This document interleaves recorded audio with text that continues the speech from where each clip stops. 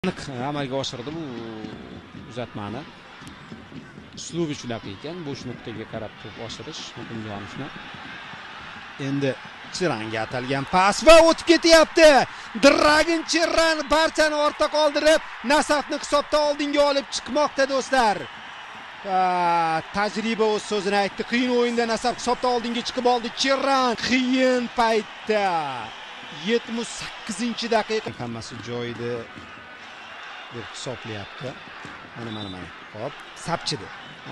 Do'stlar, darvozabon bilan himoyachini uchrashtirib, o'zi qochib ketyapti Cherran. Mana. Bu yerda Papava bilan Javohir Ilyosovni bir-birini tushunmasligi natijasida Cherran bu yerda boshi bilan to'pni bu tomonga olib o'tib, Javohirni tezligi yetmadi. Endi u ancha o'tib ketib qoldi-da, Javohir mana qaytib olib yugurdi, lekin ulgurdi. Cherran ham olib kelib, keyin to'pni darvozaga kiritdi. Birdan tepdi. Xato qilishdan